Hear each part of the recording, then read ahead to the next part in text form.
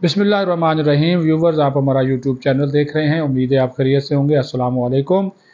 दो तीन इश्यूज़ पे बात करेंगे। बुशरा बीबी आज अदालत में रोई हैं, जजेस को सुनाई हैं, वकला को सुनाई हैं। क्यों रोई हैं, क्या वजूहात हैं, तो उसके ऊपर भी थोड़ी सी तफसीर बताएंगे। इंतज़ार पंजोथा के गायब होने के हवाले से, गायब कर दिए जाने के हवाले से, अगवा होने या अगवा करने के हवाले से एक इम्पॉर्टेंट लेटर स्पेशल ब्रांच का, वो आपके सामने रखेंगे। पार्लियामेंट के अंदर आज शाम को अहम कानून साजी हो रही है। क्या ये कानून साजी हुकूमत को तो नहीं ले डूबेगी?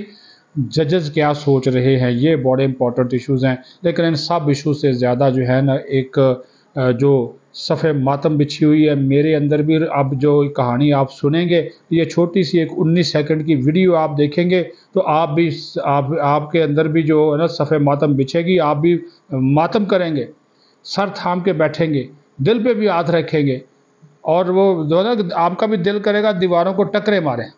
ये एक वीडियो देखें, ये वीडियो है, ये 19 सेकंड की एक वीडियो है, लेकिन दिल दुखता है, अफसोस होता है। ये 19 सेकंड की वीडियो है। ये है तरक्की करता हुआ सिंध, उसका एक ज़िला है उमरकोट, उसका सिविल अस्पताल है।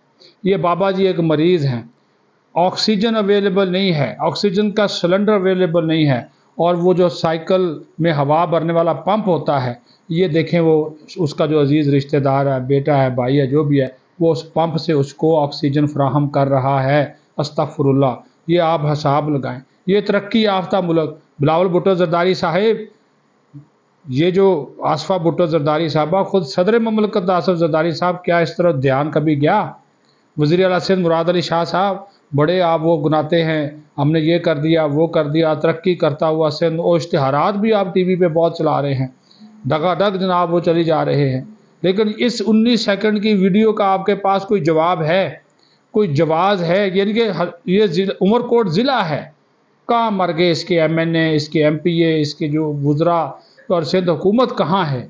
ये एक अलमिया है, ये अंदरून सिंध की एक मिसाल है। ये अंदरून सिंध के अंदर जो कुछ हो रहा है, ये उसकी जीती जागती हुई एक सबूत है।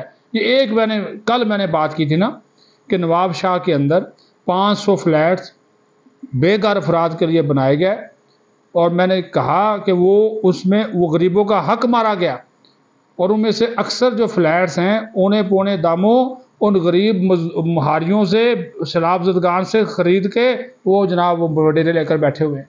आज भी अभी ये मामला ख़त्म नहीं हुआ था, ये 19 सेकंड की वीडियो आ गई।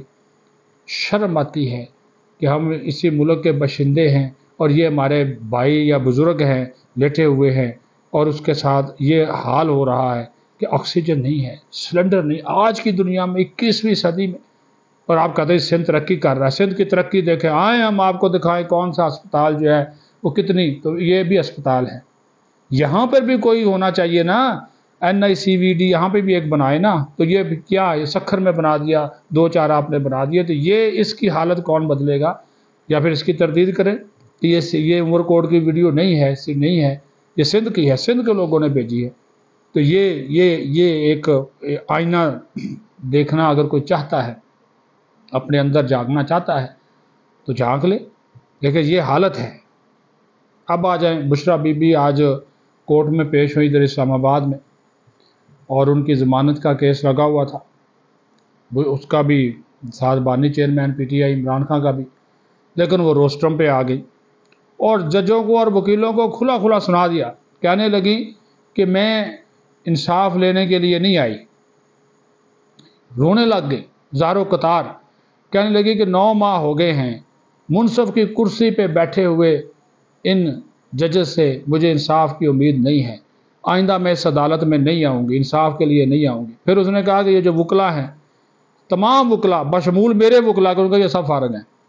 उन्होंने कहा ये चाहते ही नहीं है कि हम जो हैं वो ज़मानत पे रहे आऊँ। उन्होंने कहा ये सब फारग हैं, इनकी कारकर्दगी ज़ीरो है।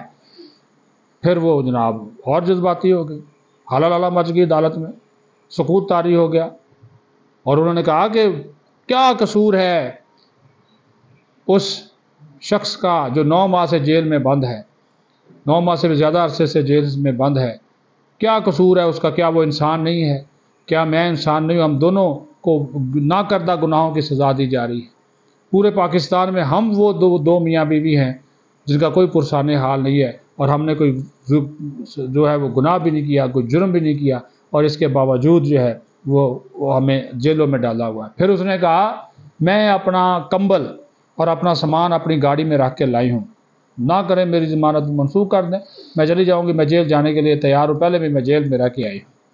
تو یہ جب تک یہ ویلاگ ہو رہا ہے اس وقت تک تو عدالت نے فیصلہ محفوظ کر لیا تھا، جب تک یہ آپ تک پہنچے گا تو ہو سکتا ہے اس کے بعد ان کی ضمانت ہو جائے یا ضمانت کی درخواست مسترد ہو جائے، کیونکہ جج نے ان کے اس واویلے کے اوپر، ان کی اس داستان کے اوپر انہوں نے کوئی ریمارکس نہیں، جج صاحب نے کوئی ریمارکس جو ہیں وہ نہیں دیے۔ اب آ جائیں، آج کیس تو نپٹا دیا انتظار پنجوتھا کا، اس نے چیف جسٹس صاحب اسلام آباد ہائی کورٹ نے افسوس کا بھی اظہار کیا اور کہا کہ میں نے تصویریں دیکھی، ویڈیو دیکھی جو عامر فاروق صاحب انہوں نے کہا کہ مجھے دکھ ہوا، افسوس ہوا کہ ان کے اس حالت میں جو ہے وہ ہم نے جب دیکھا کہ وہ اس طرح ہاتھ پاؤں ان کے بندھے ہوئے ہیں، اور ان کی جو ویڈیو دیکھی تو انتہائی، اور یہ ہمارے اداروں کے لیے بھی انہوں نے کہا کہ بڑی ایک پریشانی کی بات ہے، اور ہمارے لیے بھی ہے، اس ملک میں یہاں ہو رہا ہے۔ پھر انہوں نے کہا کہ پہلے تو یہ کراچی میں سنتے تھے کس طرح کی وارداتیں ہو رہی ہیں، اغوا برائے تاوان کی اسٹریٹ کرائم ہو رہے ہیں، اب تو اسلام آباد میں ہی ہونا شروع ہو گئے، تو انتہائی دکھ بھری بات ہے۔ لیکن جناب والا یہ ایک لیٹر ہے، یہ لیٹر ہے اسپیشل برانچ پشاور کا، اور 1 نومبر کا ہے۔ آج کیا ہے؟ آج ہے جناب 4 نومبر۔ 1 نومبر کو اسپیشل برانچ ٹریس کرتے کرتے یہ کہتی ہے کہ انتظار پنجوتھا کو اغوا کیا گیا اور خیبر پختونخوا کے علاقے چمکنی میں رکھا گیا ہے ہماری انفارمیشن کے مطابق، اور ہم نے پولیس کو آگے انفارمیشن پاس کی ہے۔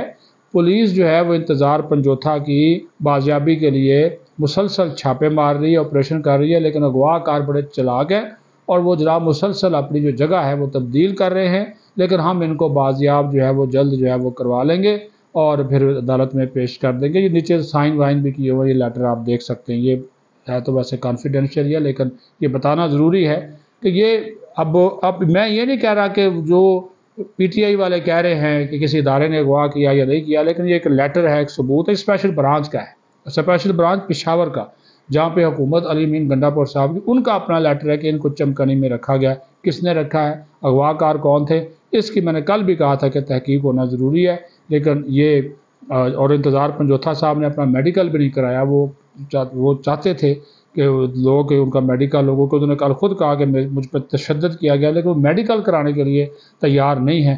وہ ظاہر ہے ابھی وہ پوری طرح شاید ہوش و حواس میں بھی نہیں ہے، اس وجہ سے وہ شاید نہیں چاہتے کہ اس طرح جو ہے وہ میڈیکل جو ہے وہ کروایا جائے۔ تیسری بات، آج یہ سینٹ اور قومی اسمبلی سے حکومت 3 امپورٹنٹ بلز پاس کروانے جا رہی ہے۔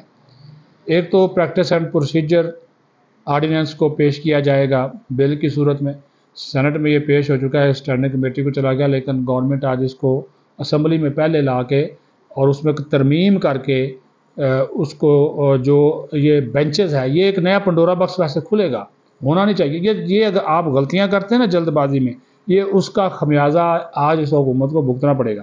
اب انہوں نے غلطی، بلکہ انہوں نے جو غلطان سے بھی بڑی بات کہے، انہوں نے جو بلنڈر کیا، بھائی آپ کو پتہ ہے، آپ آئینی ترمیم کر رہے ہیں، آئینی ترمیم کے اندر جب ججز کی تقرری ہونی ہے اور ججز کی اعلیٰ عدلیہ میں ججز کی تقرری ہونی ہے، آپ ایک کمیشن بنا رہے ہیں 13 بندوں کا کمیشن بنا رہے ہیں، اس میں آپ جو چیف جسٹس اور 2 سینئر موسٹ ججز کے ساتھ آگے ایک اور لفظ استعمال کر رہے ہیں کہ جو آئینی عدالت کا سربراہ ہوگا وہ بھی بینچ میں شامل ہوگا، جو ججز کمیٹی میں شامل ہوگا، جو کہ بینچ تشکیل دیتی ہے۔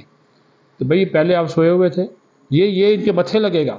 اب جو کمیشن ہے جس کا کل اجلاس ہے، وہ ہے آئین کے مطابق 13 رکنی، لیکن کل 12 رکن ملیں گے۔ اس نے ابھی اپنے آئینی عدالت کے چیف جسٹس کا انتخاب کرنا ہے، اس میں لکھا ہوا ہے۔ تو جب اچھا پھر یہ سوال اٹھے گا کہ نامکمل جوڈیشل کمیشن اپنے وہ آئینی عدالت کا کر رہا ہے یا بینچ بنا رہا ہے، یہ ایک بات ہے، یہ لے کر آنا چاہ رہے ہیں۔ دوسری ان کی تجویز یہ ہے، کیونکہ خفیہ رکھا ہوا ہے، کہ چیف جسٹس کو ہی ہولی سولی اختیار دے دے تاکہ جسٹس منیب اور جسٹس یہ جو اپنا منصور علی شاہ ہیں ان کو سائیڈ لائن پہ کیا جائے اور چیف جسٹس کو اختیار دے دے، یا پھر 2 ججز اور شامل کر لیں، ایک آئینی عدالت کا سربراہ، ایک اور جج وہ امین الدین بنتا ہے۔ تاکہ 3-5 کی ریشو 3-2 کی ریشو ہو جائے. یہ تو اپنا ہی سمجھتے ہیں نا چیف جسٹس صاحب کو، لیکن چیف جسٹس صاحب اپنے ہیں نہیں. ویسے انہوں نے پچھلے دنوں 2-3 دن فیصلے کیے ہیں وہ ویسے حکومت کے لیے پریشانی کا باعث بنیں گے. تو اسی وجہ سے میں کہہ رہا ہوں کہ یہ ان کو اتنا ہلکا نہ لے، کچھ فیصلے ان کے متھے لگ سکتے ہیں. دوسرا، ججز کی تعداد سینٹ کمیٹی نے پاس کر دی، وہ بھی آج ہی پاس کرانا چاہ رہے ہیں، اور سینٹ سے پہلے پاس کرانا. جب اب سینٹ میں ہوگی نا 25 ہوگی، سینٹ کمیٹی کی رپورٹ آپ آنے دیں. اس سینٹ کو 6 بجے کر دیا، قومی اسمبلی میں 4 بجے. وہاں پہ لانا چاہ رہے ہیں کہ وہ ججز کی تعداد 17 سے 25 کر دی جائے. پہلے کہا تھا کہ ہم اس معاملے پہ چیف جسٹس سے بار سے سب سے مشاورت کریں گے، وہ نہیں کی. یہ بھی اگر آپ 25 کر دیں گے، حکومت ظاہر اپوزیشن تو میلہ لگائے گی، مخالفت کرے گی، دونوں کی مخالفت کرے گی، اس کی بھی اور اس کی بھی. لیکن حکومت کو پریشانی اس وجہ سے نہیں ہے کہ دونوں جو فیصلے ہونے ہیں، جو لیجسلیشن ہونی ہے، تو وہ سادہ اکثریت موجود اراکین کی ہے، وہ کوئی سادہ اکثریت ٹوٹل اسٹرینتھ کی نہیں ہے. تو یہ معاملہ بھی ہے. تیسرا وہ ہے انسداد دہشت گردی والا، کہ فوج اور سول آرم فورسز کو اختیار دیا جا رہا ہے کہ وہ کسی بھی مشکوک شخص کو یا دہشت گردی میں ملوث شخص کو جو ہے وہ 3 ماہ تک حراست میں رکھ سکتے ہیں. وہ پچھلے دنوں بھی ہم نے آپ کو بتایا تھا، آج اس کی منظوری یہ چاہ رہے ہیں. اس سے پہلے کیبنٹ کی جو ہے وہ میٹنگ ہے. تو یہ وہ موضوعات تھے جن کے اوپر میں نے آج آپ سے بات کرنی تھی، میں نے آپ کو بتانا تھا، اعتماد میں لینا تھا. لیکن بات پھر وہیں سے ختم کروں گا.